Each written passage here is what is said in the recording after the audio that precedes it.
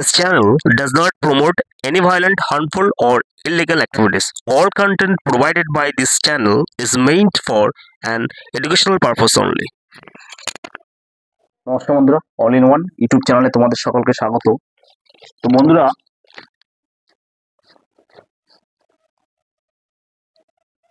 সমাজ যে একদম পুরো তলানিতে থেকে গেছে, সেই পরিস্থিতি কিন্তু আমরা সকলে প্রত্যেকদিন দেখতে পাচ্ছি।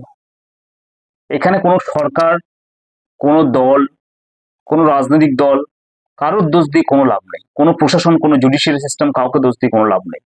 তার কারণটা হচ্ছে কি, মানুষের মানসিকতা একদম নিম্ন এবং হীনমানের, এবং মানুষ এত ইমপেশেন্স হয়ে পড়েছে, যার ফলে কিন্তু প্রত্যেক দিন দেখবে একটা কোনো কিছু সামান্য একটা ডিসপুট হয়েছে।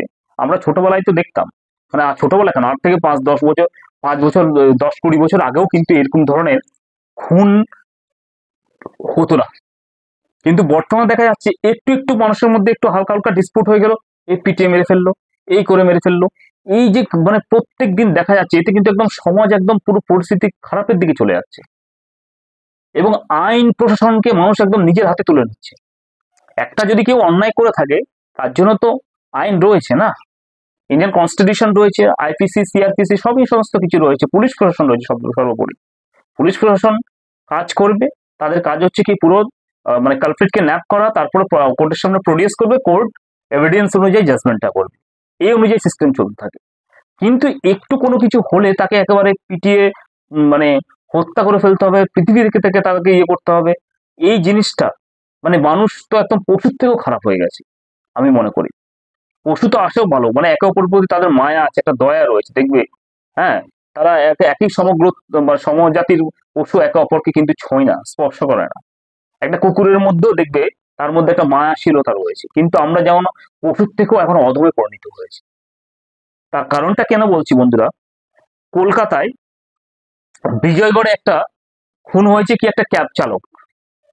আমি অন্য কোনো আর্গুমেন্টে যাচ্ছি না যে ক্যাব চালকের মধ্যে কি ছিল না ছিল, সেটা প্রশ্ন না। প্রশ্নটা হচ্ছে কি, যে একটা ক্যাব চালক একটা স্কুটি রাখা নিয়ে একটা আর্গুমেন্টেশন হয়েছে, হয়তো সেই কোনো লুকিং গ্লাসে কোনো কিছু একটা লেগেছে, সেই যে ক্যাব চালক রয়েছে, হ্যাঁ, সেই নিয়ে গন্ডগোল থেকে আর কি 2-4 জন বেরিয়ে, এবং তারা মদ্যপ অবস্থায় ছিল, তাকে মানে পিটাতে মুখের মধ্যে গামছা বেঁধে তাকে হত্যা করে ফেলে বন্ধুরা।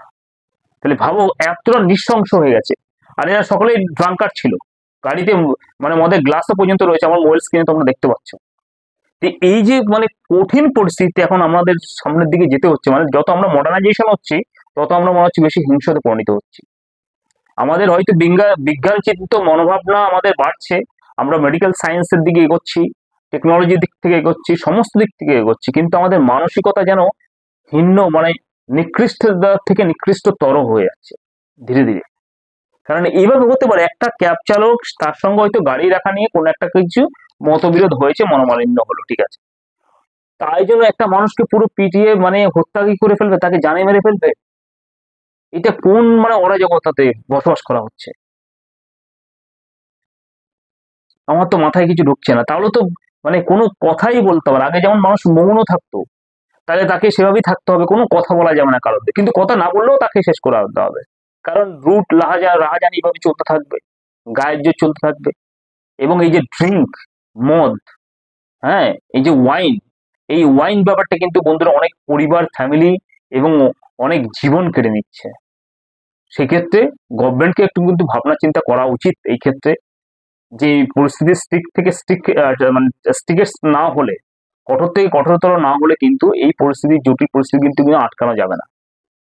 আমি অনেকবার দেখেছি, আমি নিজেও কিন্তু সম্মুখীন হয়েছি এই যে পরিস্থিতি আর কি ক্ষেত্রে, এই যে ট্রাঙ্কারদের ক্ষেত্রে, রাত্রেবেলার ক্ষেত্রে, গভীর রাত্রে বা অনেক সময় আর কি যাওয়া যায় না, অনেক অনুষ্ঠানের ক্ষেত্রে, যে এমন পরিস্থিতি সৃষ্টি করে আর কি, যে একেবারে মানুষ কোথাও যেন বেরোতে পারবে না, কোনো কিছুতে একটু টাচ হলে, কোনো কিছু হলেই মানে বিভিন্ন রকম একটা উগ্র মনোভাব, যে হত্যা, এগুলো যেন দিনের দিন বেড়ে চলেছে। এবং এই ড্রিঙ্কটাও কিন্তু অনেক সর্বনাশের কারণ বন্ধুরা। সেটা কিন্তু গভর্নমেন্টকেও ভালো করে দেখতে হবে, জুডিশিয়ারি অ্যাডমিনিস্ট্রেটিভকেও দেখতে হবে, নাহলে কিন্তু এই যে সমাজের অবক্ষয় আর কি, মানুষের একটা পরিস্থিতি কিন্তু বদলাতে হবে, মানসিকতা। এবং যারা এই সমস্ত ড্রিঙ্ক করছেন, তারা তো আপনাদের শরীরে ক্ষতি করছেন, সমাজেরও ক্ষতি করছেন।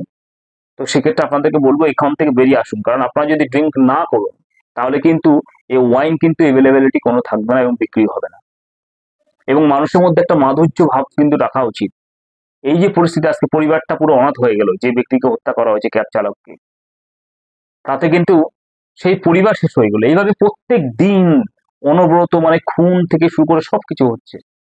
এটা যে একটা সমাজের একটা যে অবক্ষয়, সে শেষ পর্যায়ে আমরা পৌঁছে গেছি, সেটা কিন্তু দেখা যাচ্ছে বন্ধুরা।